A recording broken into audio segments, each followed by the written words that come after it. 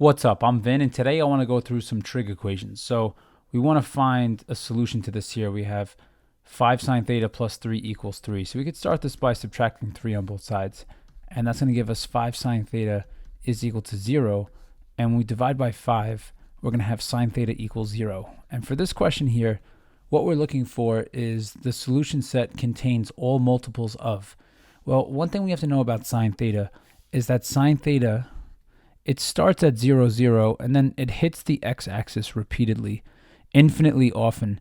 And if I write this in degrees, it's going to hit at 0, 180 degrees, then 360 degrees, and then all multiples of 180. So for question 1, the solution to the original equation is going to check out if you plug in any multiple of 180. Another way to go forward with this, we could also just type in 5 sine theta, and we'll use x plus 3, and we want to know when was this equal to 3. And the answers were in degrees, so we could go ahead and switch this over to degrees. But one thing we'll have to do is we'll have to go out way further than 10. We'll have to go out to, let's say, x equals 720. And see here, how often does this equation check out? When does the left side of the equation equal the right side equation at all these intersection points? And if we were to trace even one of them, so let's say I trace this one over here, this one is going to work out to 360. But we can see here at x equals 360, a multiple of 180, that these graphs are intersecting. Now we could also use that calculator trick for this one, but let's say we want to do this the long way. We have to just think for stuff like this. When is cosine equal to 1? And first we have cosine of 0 degrees equals 1. Then we have cosine of 360 degrees is equal to 1. If I do cosine of 180, the problem with that is that cosine of 180 is equal to negative 1.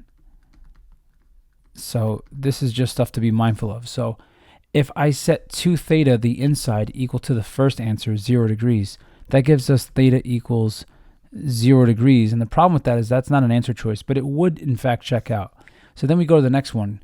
If the inside, 2 theta, was equal to 360 degrees, then we would have cosine of 360 equals 1, which also checks out. So now just divide both sides by 2. And this tells us theta equals 180 degrees. So choice 3 is our answer. For question 3, we want to find all solutions from 0 to 360. So the first thing you want to do is get cosine by itself. So we're going to add 1 to both sides. And we have 2 cosine theta is equal to 1. And now we divide both sides by 2. So now we have cosine theta is equal to a half. And now it helps to know this mnemonic here. We have ASTC.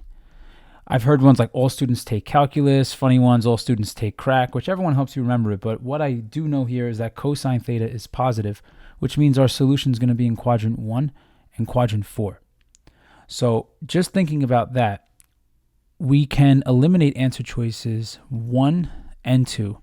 Because notice we have a quadrant 1 solution here and here, but these are quadrant 2 solutions. We need our second solution to be in quadrant 4. So just by using process of elimination, that would work here. And once again, we could use the calculator trick and just type this in and trace the roots, but let's do this the other way. So our first solution is when is cosine equal to a half, and it's cosine of 60 degrees. So that's our first answer. And right away, just by process of elimination, we could see here that the answer is going to be choice 4.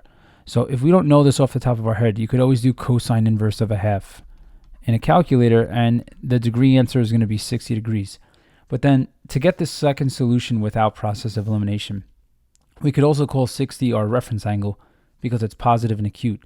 So our quadrant 4 solution for theta, so our theta in quadrant 4 would be equal to, we would have 360 degrees minus the reference angle, 60 degrees, which would give us 300. But the beauty of questions like this, once again, is if you have a calculator, technically you could just plug in all the answer choices and see which one checks out, but definitely choice 4. For question 4, we're switching over to radians, and we have to solve this equation. Now, the first thing that jumps out at me for this, because there's a square root, is that we could square both sides, and that's going to give us 4 sine x plus 7 is equal to 9. And now we could just start solving here. We subtract 7 on both sides, and that's going to give us 4 sine x is equal to 2, and now divide both sides by 4, and this gives us sine x is equal to a half. So now we just have to know here, not all the solutions, but a particular solution to sine x equals a half. And the one that jumps out at me here is that sine of 30 degrees is equal to a half. So you might think here, okay, sine of 30 degrees is equal to a half, and you could accomplish this by doing the sine inverse of a half, and that's going to be equal to 30 degrees. But our answer has to be in radians. So we need to take the 30 degrees and multiply by pi over 180 degrees. And this is going to reduce to pi over 6. But once again, we could turn the calculator into radian mode and then just plug in every answer choice and see which one gives us 3 to the original equation. But this is a more technical way of getting choice 3. For question 5, this is the same spirit as the last question. So we're going to square both sides. And that's going to give us 3 minus 2 cosine x is equal to 4. And now what we're going to do from here is just subtract 3 on both sides. And that's going to cancel this out. We've got negative 2 cosine x is equal to 1. And now we divide both sides by negative 2. So once again, we're doing these the technical way, but if we want to just use a calculator, we could type the original equations into the calculator and trace the intersections. So here, the trick to this is we have to note, once again, ASTC. This time around, cosine is negative, so that means our solutions are not going to be in quadrants 1 or 4. So one thing we could do is eliminate any answer choices with a quadrant 1 or a quadrant 4 angle. So this, we're stuck between choices 1 and 2. So one thing I would do first is find our reference angle. And just note, in general, cosine is equal to a half at 60 degrees, but now we're going to use the reference angle to get our x solutions in both quadrants. So when we look for our quadrant 2 answer, which I'll write over here, is going to be 180 minus the reference angle, which is going to give us 120. So right away I could see it's going to be choice 2. So our first solution is going to be 120. But now to get our quadrant 3 answer, we're going to take the reference angle 60 degrees, and we'll write this over here. The quadrant 3 solution is going to be 180 plus the reference angle, and that would give us the other answer of 240 degrees. So definitely choice 2 here. Now for question 6, we could of course just do sine inverse of the ratio -1, and that's just going to give us an answer of 207 degrees. And we could say the measure of angle A is equal to 207 degrees, just using the calculator here. But if you want a more technical way of getting this, just know the unit circle, there are 4 significant points. And the 4 significant points, we have 1, 0, we have 0, 1, we have -1, 0, and then we have 0, -1, all the way at the bottom. And just know in general that any point xy on the unit circle corresponds to cosine theta, sine theta. So I could do these in my head because I think here, when is sine, and sine corresponds to the y value, but when is the y value -1? And -1, the y value is -1 when we are in the south position here, which we accomplished by spinning 270 degrees from standard position. So that's how I know it's 270 right away, but otherwise just use a calculator and type that in. So next we're solving this equation here, and we're just going to isolate the sine term. So we're going to have 2 sine theta is equal to 1. We divide both sides by 2, and that tells us sine theta is equal to a half. And now in order for sine to be positive, that means our solutions have to be in quadrants 1 and 2. So we're just using this nice trick again. Now, if we want the reference angle we could get by doing sine inverse of a half. So the reference angle and our first solution is going to be 30 degrees.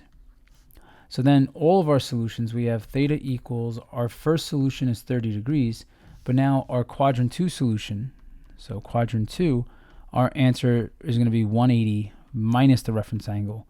So we're going to have a quadrant 2 solution of 150 degrees. And that's our second answer. And we could stop there because we're going from 0 to 180. Now this question is similar to the last one, but this time around when we solve for sine, we're going to get sine theta equals -1/2. So the concept is still the same. Our reference angle is not going to change. Our reference angle is 30 degrees. However, this time around, when we draw out our ASTC, our sine theta is -1/2, which means we're not going to be in quadrants 1 or 2. So we have to be in quadrants 3 or 4. And notice we're going from 90 to 270, so we could exclude the quadrant 4 solution because, once again, we're going from 90 degrees, which faces north, all the way to 270. So we're not looking from 270 to 360. So we're not going to spend any time looking for the quadrant 4 answer.